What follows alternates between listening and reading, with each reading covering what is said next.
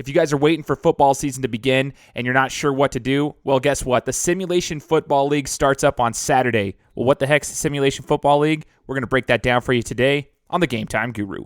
So, what time is it? Game time! Boom. If you're sick of the mainstream sports outlets, well, so was I. So I started my own show.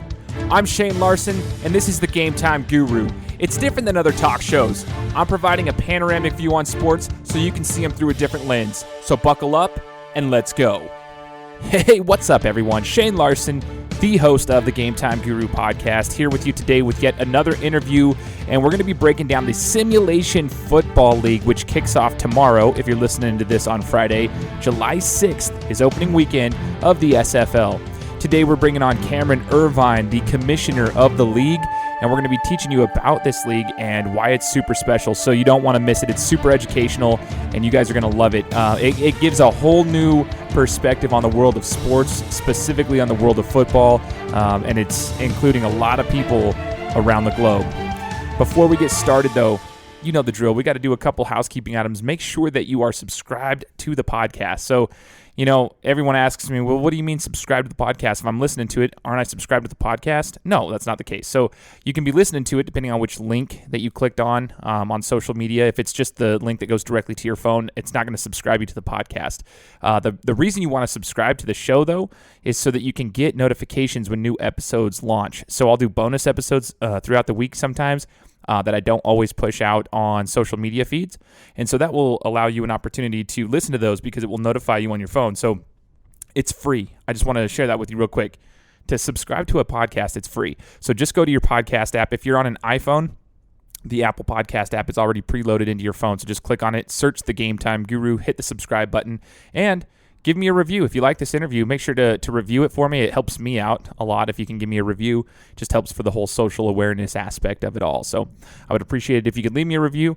And I also want to give you guys a little bit of an insight as to a company that I'm working with right now. We're collaborating, Nation's Best Football. Go give them a follow on Instagram. Go check them out, Nation's Best Football. They are a huge social media influencer for anybody in the football industry. And we're talking athletes all the way from high school, college, professional level athletes, as well as anybody who's involved in the sport of football, which is like, you know, apparel companies, helmet companies, anybody who's involved in the world of football. So Nation's Best Football, shout out to them. This podcast interview was a connection through a partner of theirs, which is the SFL, Simulation Football League. So I want to make sure that you guys are aware of Nation's Best Football, and we got some big things coming, so you guys don't want to miss it. So check them out and go follow them on Instagram. I'm excited about this one. You have to listen to this interview with an open mind, right? So if you're like me and you're used to the traditional style of football, you gotta kind of open up your mind a little bit, and that's what I did. And as I was talking to Cameron, you guys are going to hear this. So many things came to my mind, and it just completely opened things up. The world of sports is crazy, guys. Like, seriously, there are so many opportunities now for people to be involved in sports, and I love Cameron's mission with the SFL. I love the growth that it's shown, and I love the idea behind it. At first, I was like, this is super weird. And then I was like, nah, it's really not. So you're looking at, like, you have the eSports world where you put a controller in someone's hands, and then you have the simulation world where you take the controller out of their hands completely. And people would say, well, what's the point of that? You'll see. So I want you guys to listen, and Cameron will tell you himself why they decided to do it this way. And you'll see the growth of this league is just a testament to how amazing this league really is, and how cool it is, and the different perspective that they're bringing, and the different angle that they're bringing for football. So you guys are going to really like this one. I'll stop talking now so that you guys can hear the interview with Cameron Irvine from the Simulation Football League. Guys, welcome out to the show. As you guys know, I'm Shane Larson, your host, and on behalf of Nation's Best Football and the Game Time Guru podcast, we want to welcome on our guest, who is the commissioner and creator of the Simulation Football League. It's Mr. Cameron Irvine. So, Cameron, thank you for joining the show today. Sure. Thanks for having me. Absolutely, man. And Cameron, I was watching a documentary on YouTube about the SFL, and I wanted to learn a little bit more about what you had going on. It was super informative, and I'm looking forward to hearing more about it here on the show and having you break it down a little more. But I'm curious, that was 3 years ago, that documentary, and obviously it's grown, but I want to know, how long has the SFL, the Simulation Football League, actually been in existence? Well, when I watch that video, it makes me look like it just young kid, and I feel like I should be going in a retirement home tomorrow. It takes a lot out of you. I started this I launched the concept in January of 2010.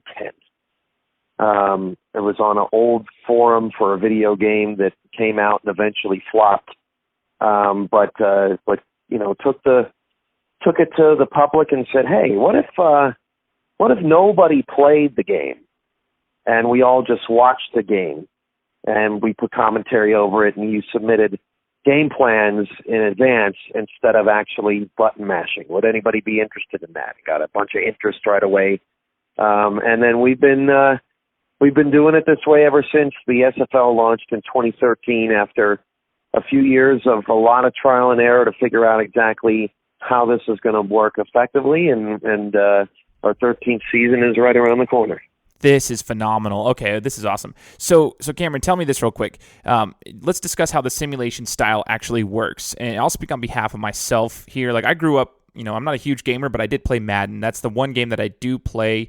Madden is one of my favorite games. But I remember, flashback a little ways, there was a game that EA Sports came out with called Head Coach, where you essentially were just the coach of the game. So it was like Madden, but instead of being the player, you were actually the coach. So it kind of sounds like that to me. But I want you to explain, how the simulation style of ball works. You said you take the controller out of the person's hand. So how does this whole system work for the SFL? Yeah, so it's really, this giant ecosystem of creativity and strategy. Those are two words that we use a lot in our community because that's really what it's all about. And I think you brought up Head Coach. It's a great comparison.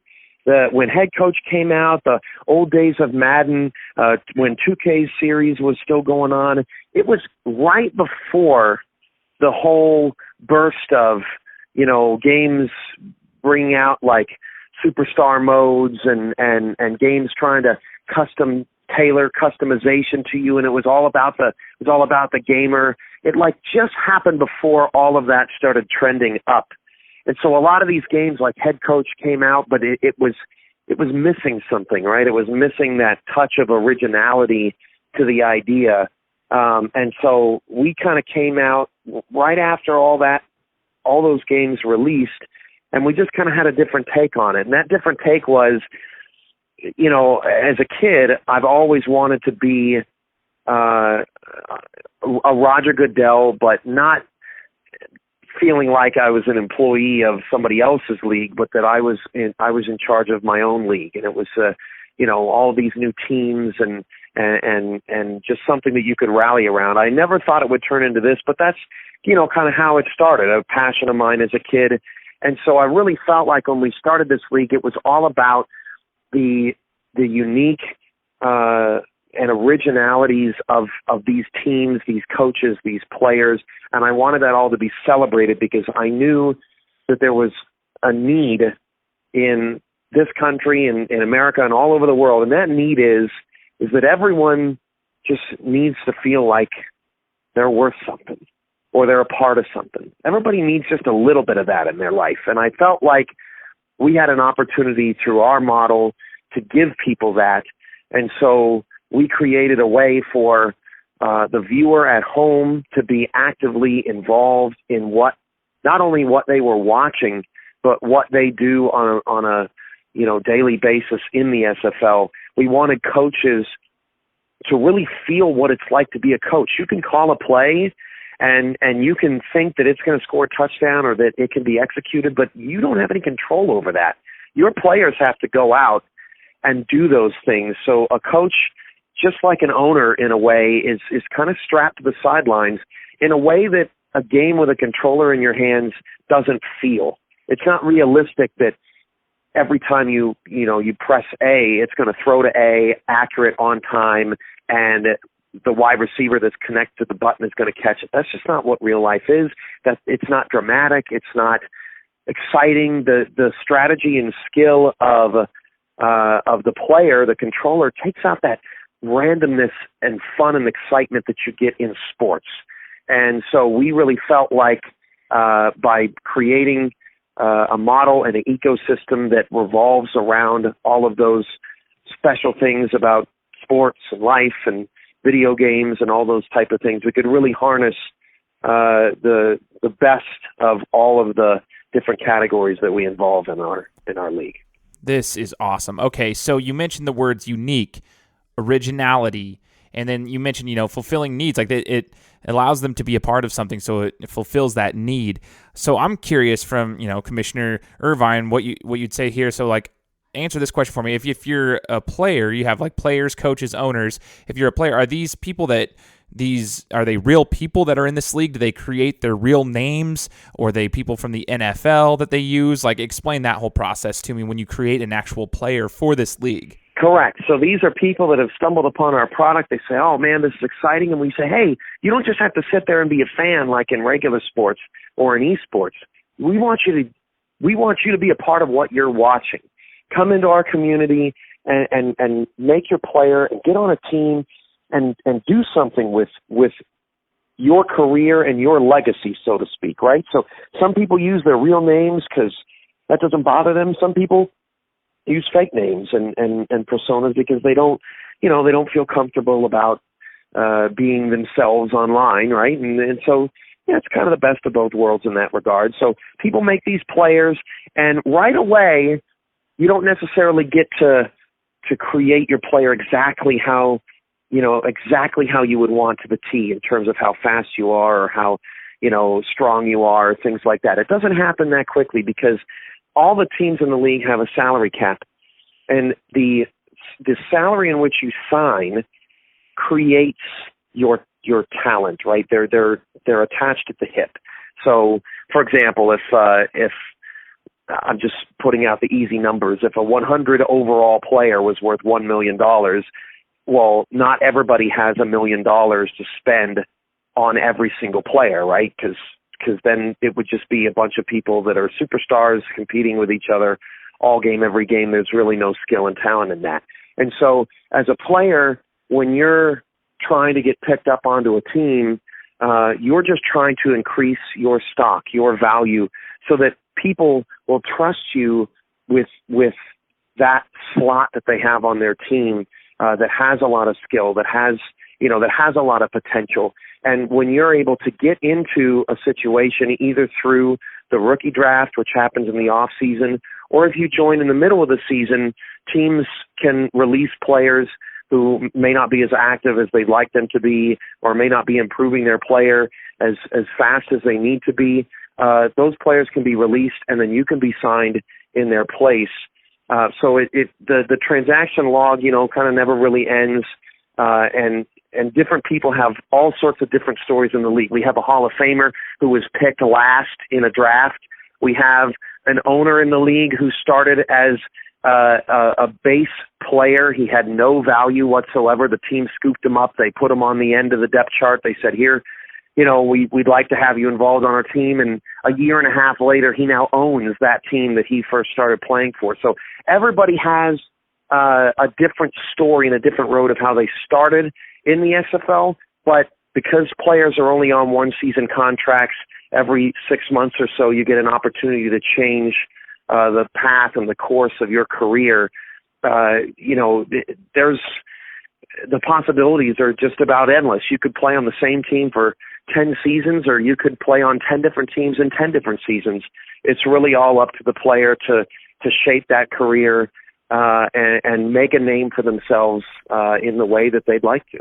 Oh, I love it, man. I'm seeing how many opportunities this could potentially provide so many people, because, for the, average person, there's only a select few. It's very rare that you see like top level athletes that get to compete at a high level and just be part of something. There's a lot of people that would love to be part of a football team and a football game in some form or fashion, but they're just not athletic enough to do it. They weren't gifted with that ability. And so to me, this is almost like providing them with a second opportunity to do that. It's just an alternative route. Now, in regards to the gameplay itself, I want to know about the gameplay. So if you're a coach of the team, do you get to make in-game adjustments at all? Or do you essentially, submit your playbook, your game plan before the game, and then once kickoff happens, you just sit back and let it ride?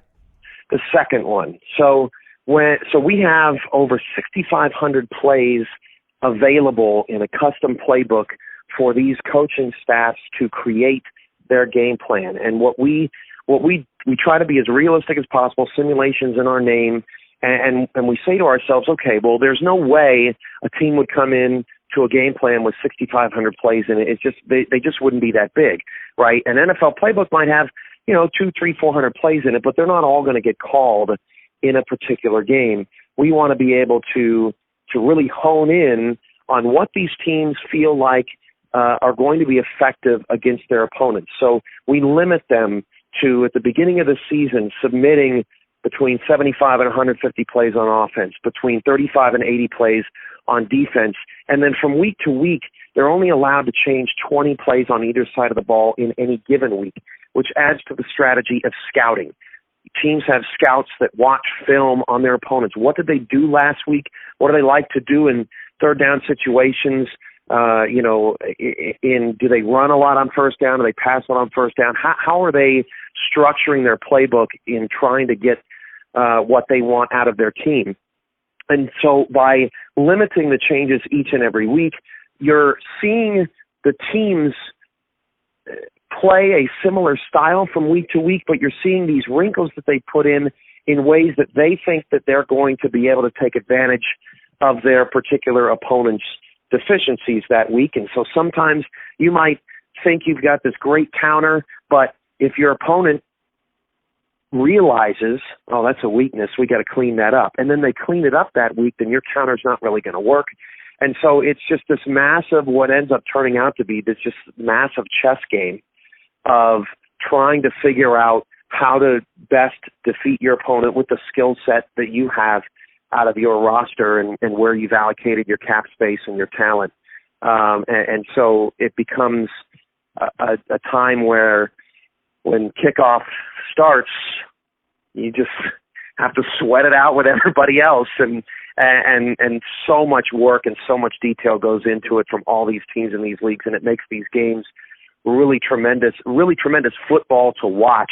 Even though it's a computer playing both sides, it's given such smart, intelligent game plans from these coaches that it really performs a great brand of football. Yeah, so from what it sounds like then is, it would be stressful for a coach and an owner kind of thing, because you submit your game plan, you hope that it works, and you sit back and have to sweat it out like you said.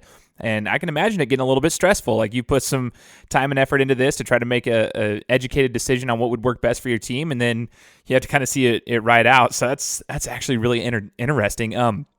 I want to know about the game day experience now.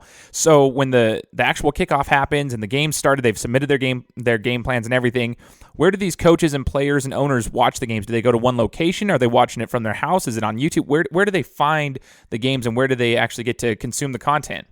Sure. So, we have people all over the United States. We actually have, I believe it's 8 or 9 different countries we actually have players from. That's where they live. We have a guy from Scotland. We have some people from Argentina. We have, Canada, UK, Mexico, all that stuff. And so people, it's very rare that they're able to all get together in the same place. And it becomes, really special when a player or a coach might be in town, might be in somebody else's town, and say, hey, I'm here on business, or I'm here on vacation with my family, or whatever. Would you like to meet up? And then they actually get to experience, seeing someone that might be a teammate or might be a team owner that they've played for or whatever. And so it kind of celebrates that moment a little bit. But, traditionally, players will just be on be on their couch, be on their phone, out and about. We broadcast games through YouTube, Twitch. A technology partner called Fuel will be broadcasting some games online on our website this year, just directly through our website.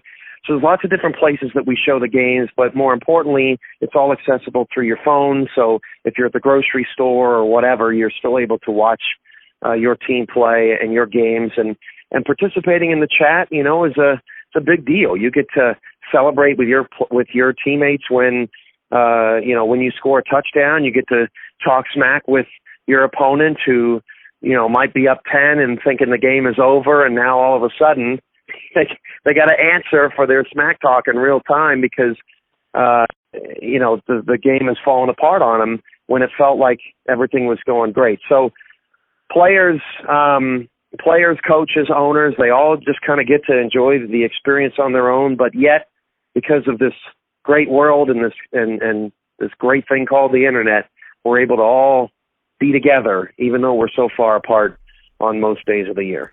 Man, so what this kind of is showing me is just another outlet to bring people together, and that's what I love about sports, Cameron, is I've said it before, I love sports because they bring people together for one common goal and one common purpose. Like I had a guy on my show say that they matter because they don't matter. That's the whole idea is like for those 3 hours at a football game, if you're a fan, you're cheering. You don't care if the other fans that are with you, voted for Hillary or Trump or whoever it was. You don't care about the religious or political backgrounds. You're going for one common goal and one common purpose for those 3 hours. And this just provides another outlet for people to have that camaraderie. And I think it's awesome what you're doing. It's also a learning tool in my eyes. After hearing you talk about this for the last little bit, I'm thinking about like when I lived in Brazil for 2 years, and so many people wanted to learn the sport of American football, and we had teams down there they were trying to play, but they didn't have the proper coaching. I feel like this is just another route. It's an alternative route to being able to utilize that as a learning tool. They can learn the sport by being a part of it. So I'm wondering, do you see people using this as a learning tool? Oh, absolutely. I think that when eSports really burst on the scenes in the United States, it really caught everybody on fire. And it obviously was something that we looked around and said, hey, we were already doing this. What are you doing? Get off our turf, right? So when it sort of exploded, I really started to see the similarities between esports and sports, but in a negative way. And esports was not serving a market that sports was not already serving, right? Those two I view as competitors.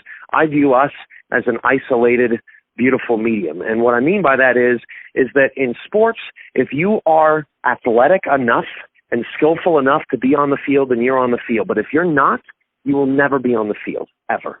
In esports, if you are great at playing the game, if you are skillful with the controller and with your mind and how the game works, you will be on that stage. If you are not, if you don't play the game, if you don't know the game, if you don't understand the game, you will never be on that stage.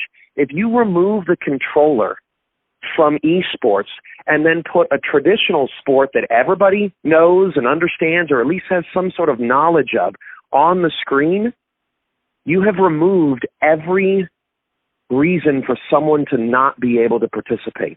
This stretches from, kids to retired old people. It goes from black, white, Hispanic, Asian, all over the world. It doesn't matter your ethnicity. It doesn't matter if you're a man or a woman. There are no, barriers with that. None of it matters.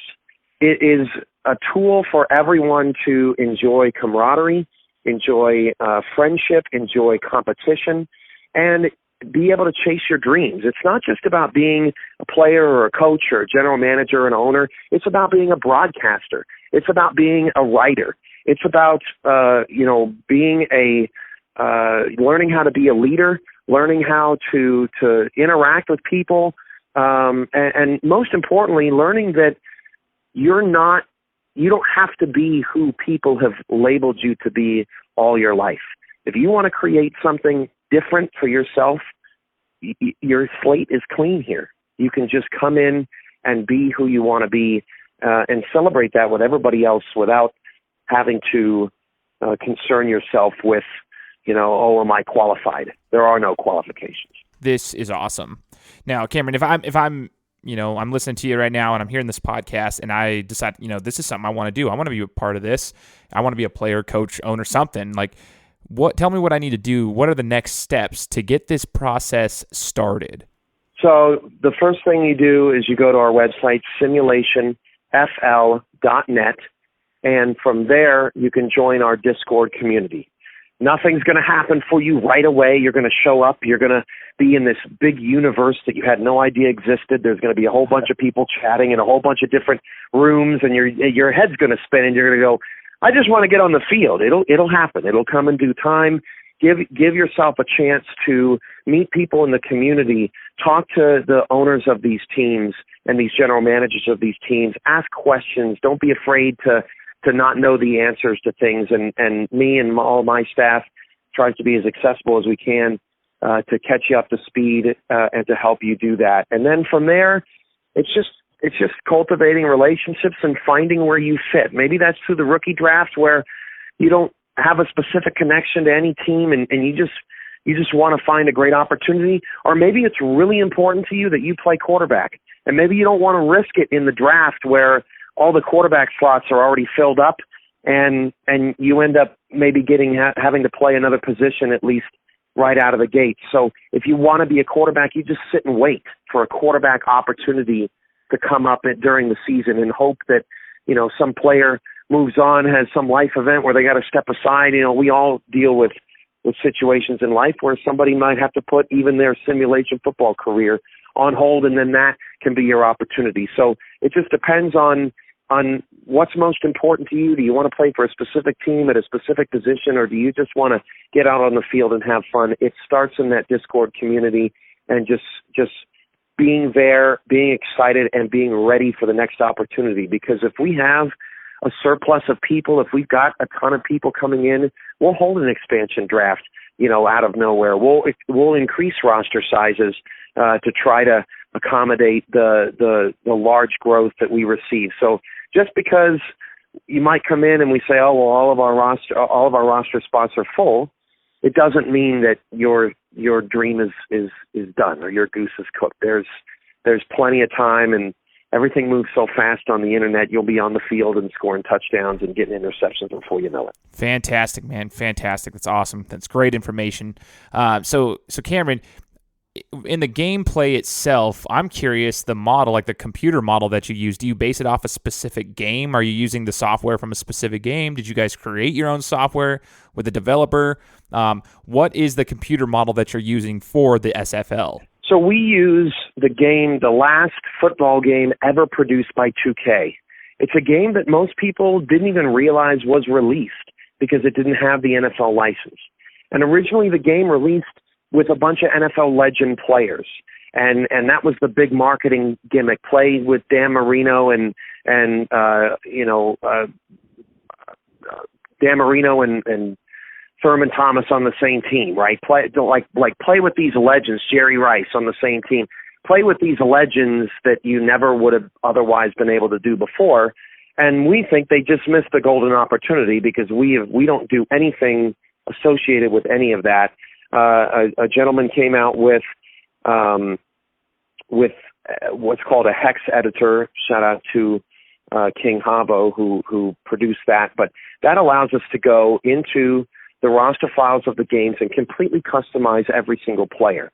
And that gives us the ability to have these, full rosters of these great players and be able to, change all their equipment and change their face mask color and all sorts of stuff.